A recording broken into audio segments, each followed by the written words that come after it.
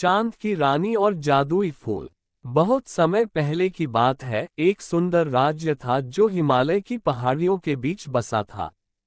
इस राज्य की राजकुमारी रानी सा अपनी सुंदरता और दयालुता के लिए प्रसिद्ध थी।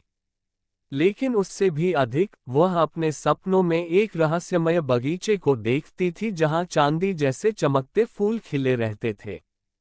राजकुमारी ने अपने पिता महाराज से कहा, पिताजी, मैं उस जादुई बगीचे की खोज करना चाहती हूँ जो मैं अपने सपनों में देखती हूँ। महाराज ने मुस्कुराकर कहा, अगर तुम्हारा दिल तुम्हें वहां ले जाना चाहता है तो जाओ, पर सावधानी रखना। अगली सुबह राजकुमारी सफेद घोड़े पर सवार होकर जंगल की ओर चल दी। चलते चलते वह एक झील के किनारे पहुंची जहां एक बूढ़ी औरत बैठी थी। वह औरत बहुत रहस्यमयी लग रही थी। तुम्हें किसकी तलाश है, राजकुमारी? बूढ़ी औरत ने पूछा। मैं चांद की रानी का बगीचा देखना चाहती हूँ, रानी सा ने कहा। बूढ़ी औरत मुस्कुराए और बोली, तुम्हें 3 परीक्षाएं पास करनी होंगी। पहली परीक्षा सच्चाई का सामना करना, दूसरी साहस दिखाना और तीसरी प्रेम का प्रमाण देना।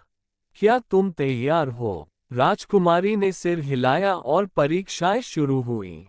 पहली परीक्षा में राजकुमारी को एक विशाल दर्पण के सामने खड़ा किया गया। दर्पण में उसकी परछाई नहीं बल्कि उसके मन के डर दिखाई दिए। लेकिन राजकुमारी ने साहस दिखाया और कहा, मुझे डर नहीं है, मैं अपने दिल की सुनूंगी। दूसरी परीक्षा में उसे एक अंधेरी गुफा से गुजरना था। गुफा में कई अजीब आवाजें आ रही थीं, लेकिन राजकुमारी ने बिना डरे आगे बढ़ना जारी रखा।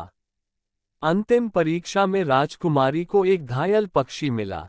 उसने अपने कपड़े से पक्षी की मरहम पट्टी की और उसे प्यार से सहलाया। जैसे ही उसने ये किया, पक्षी एक परी में बदल गया और मुस्कुराकर बोली, तुमने परीक्षाएं पास कर लीं। अब तुम चांद की रानी का बगीचा देख सकती हो। अचानक राजकुमारी के सामने जादुई बगीचा प्रकट हुआ। वहां के फूल चांदनी की तरह चमक रहे थे। तभी आकाश से चांद की रानी प्रकट हुई और बोली, तुम्हारा दिल पवित्र है, राजकुमारी। ये बगीचा अब तुम्हारा है। राजकुमारी ने फूलों को अपने राज्य में ले जाकर वहां के सभी लोगों में खुशियां बांट दीं।